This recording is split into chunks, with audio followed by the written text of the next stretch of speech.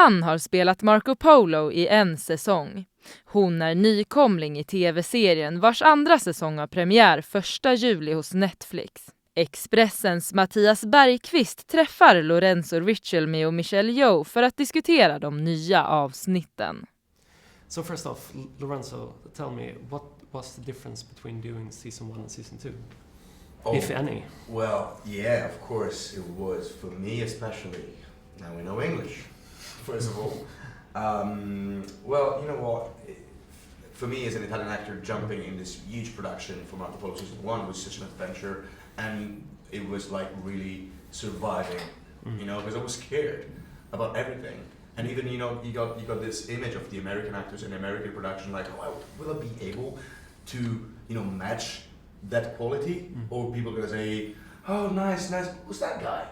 So that was my first worry. And of course, season 2, everything is much more, you know, into it. But even the production-wise and the writings, we were trying to do something different, create a set, a new world. So we had to get the audience to get into it, maybe in a slow pace. Now in season 2 that we got that, we know better everything from each side. So acting-wise, writing-wise, every aspect. So I do think we just raised the stakes and we had more fun.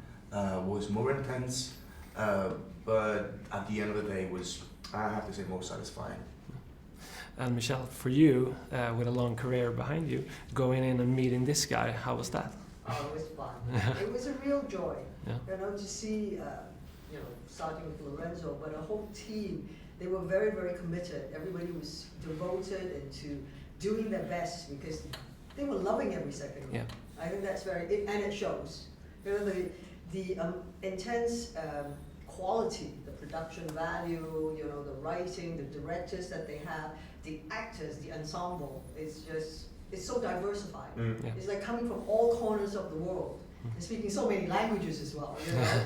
I walked onto the set the first day where like someone was speaking Mongolian and then it was like German and you're going, where am I? I'm in Malaysia. Why am I hearing all these weird sounds? So it was marvelous. Actually, it was one of the best productions I've been on.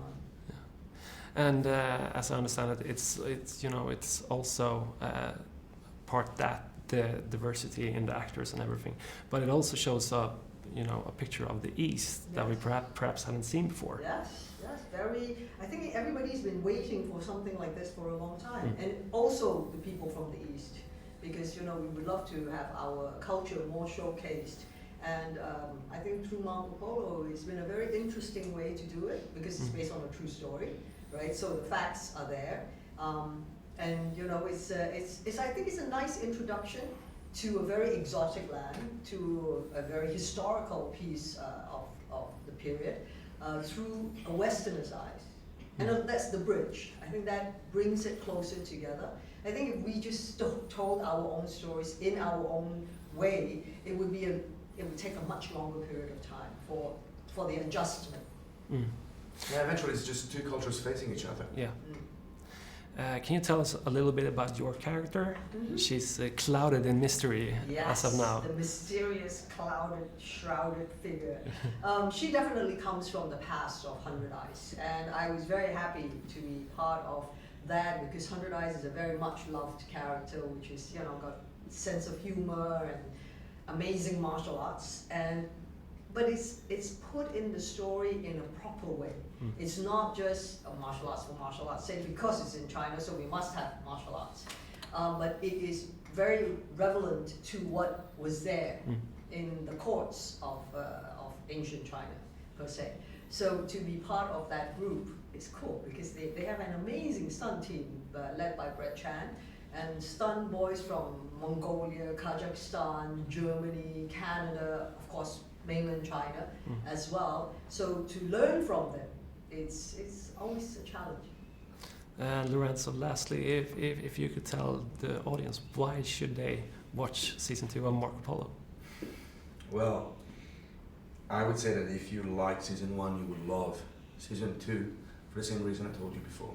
We are just like, you know, we are evolving this new thing that is something, it's a gamble for Netflix, it's a gamble for us. The more we keep on going, the better it will be. And you see a boy turn into a man.